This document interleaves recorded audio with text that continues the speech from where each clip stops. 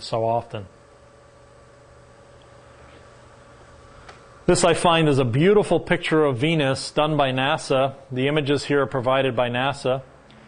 The image of Venus is so apropos to a spiral that if you look at this, you can see the spiral, and even in its core, at its heart, the spiral is revealed. If you open up Venus and split it in half, you can see the spiral reveal. So again, everything is in spirals, including the core of planets. Pretty amazing. Venus is the planet of values and money. It has so much correlation to the market on a daily basis. But the event that makes Venus so hot was the crossing of the sun's face in June 2004. This cycle is critical to the markets. Venus rules money. Venus rules values and prices. Venus is stable, and it also has an almost nearly circular orbit, more so than any other planet, with an eccentricity of less than 1%. It's the second planet from the Sun, and it is the sixth largest. Venus is quite highly correlated to the S&P.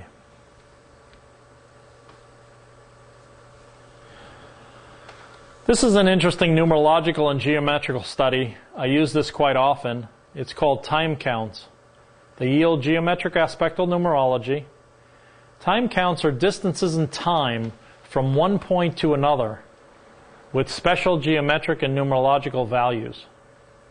So basically I take dates between swing highs to highs, highs to lows, lows to highs, and lows to lows. All important geometric structures are then revealed. I use atomic clocks for time accuracy, as well as time date software to do time measurements that are accurate.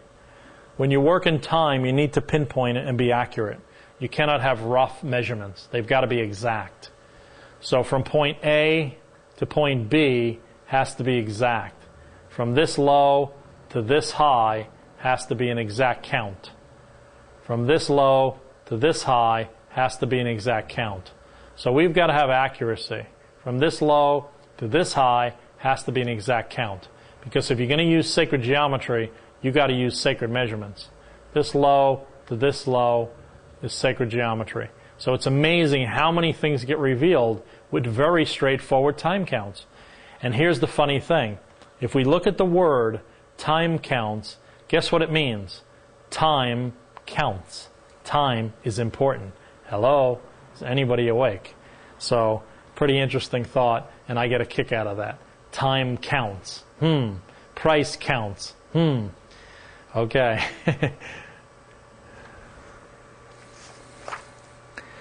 Here we have Mercury's declination in gold. Another sample of, does this stuff work only on the S&P? Does this work in currencies? Does this work in gold? Well, I like gold, so I use examples of gold. I like S&P, so I use examples of S&P.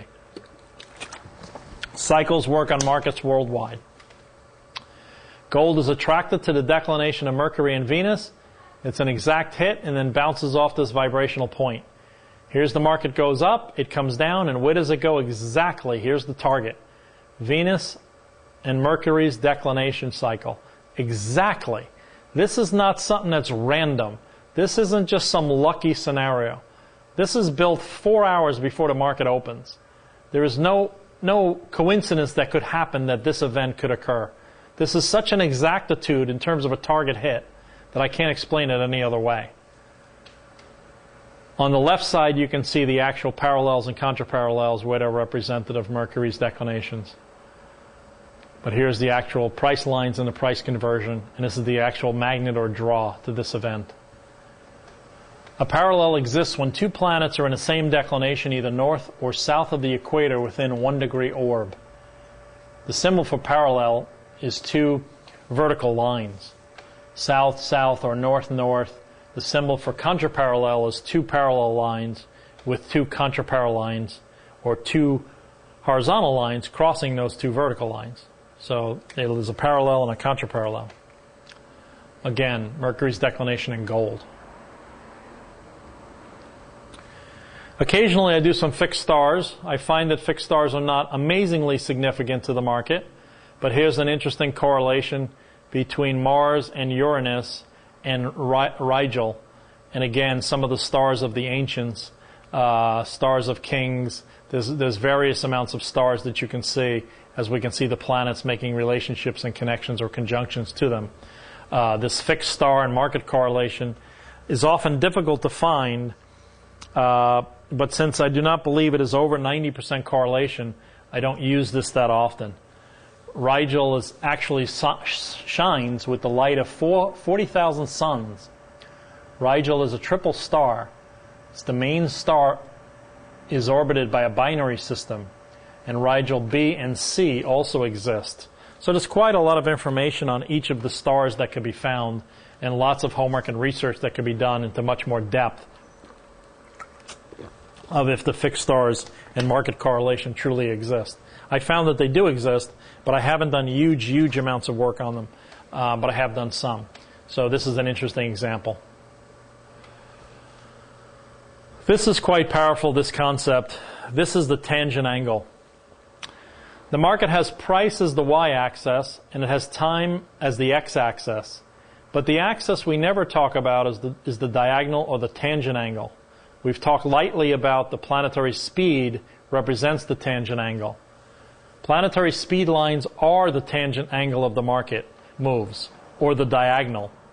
The angle is very rarely considered, and most traders only consider price x or coordinates or the y in the time coordinate.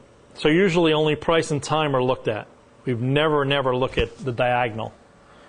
But I've seen the planetary speed be a tremendous amount of impact on the market. In physics, acceleration is defined as a rate of change or a deviation with respect of time, a velocity. It is thus a vector quality with dimensions length and time. Velocity is a vector quality, which refers to the rate at which an object changes its speed. So how would it not have importance? Planets change speed every day. They get faster, they get slower. How would this planet not have any bearing if this whipped fast around the outside of the larger planet? How would the speed not affect the market? The revolution of this planet spinning on its axis, it has value. It's like a washer machine. Washer machine and revolution are the same thing. As you spin the dryer, the speed and energy that's created dries the clothes. It creates energy. So as the spin of a planet like Jupiter, which is in about 9 hours of rotational orbit, it has tremendous power. That power creates energy. It's reflected in the market in amplitude. Speed, spin, revolution, market, correlation, amplitude, yes, they're all connected. We go on to here to the main asteroid belt. All the primary asteroids have correlation to the markets.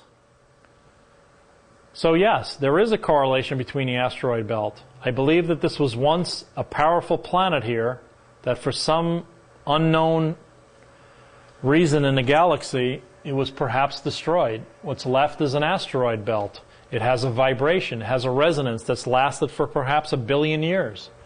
The asteroid belt is a region of the solar system falling roughly between the planets Mars and Jupiter, where the greatest concentration of asteroid orbits can be found. It is termed the asteroid belt. The main belt, when contrasted with other concentrations of minor planets, since these may also be termed asteroid belts. How does this belt correlate to the markets? Is there evidence of time correlation? Always the answers lie in backtesting time and price. And yes, they do. There is quite a strong correlation between these two. Most asteroids are rocky bodies that orbit the Sun between Mars and Jupiter in this main asteroid belt. And it's centered around 2.7 times the Earth-Sun distance. It is, I believe, only a small remnant of material that once resided in this region, perhaps as a really major, powerful gravitational planet. And again, the resonance, billion years later, still has effect on the markets. So yes, I believe this is quite powerful and quite interesting. and the correlation is absolute. There are a number of other additional concepts on the forum, Trading Harmonically with the Universe. If you have not joined my forum, it's a free forum. You can get there by signing on to either of these locations. And it's quite powerful. We have members in about 30 countries worldwide now. And it's an active daily forum for the S&P. It's tradingharmonically-subscribe at yahoogroups.com. And again, the forum has been terrific. It's an open forum to discuss more basic and intermediate concepts. What you have in these DVDs are quite advanced. So again, the forum is for people who want to just get a taste of it their first time. There's over 1,000 posts already, and there's 5 or 6 posts a day. So it's pretty email heavy. And if you're not used to email heavy forums, you could put it on special digest and go look once a week, or just go on the forum at your leisure. So again, just a plug for the forum, and if you haven't joined, it's actually quite outstanding. It's unique. I think it's the only one in the world that talks about S&P intraday, and I think I've created truly the most unique forum that has ever been.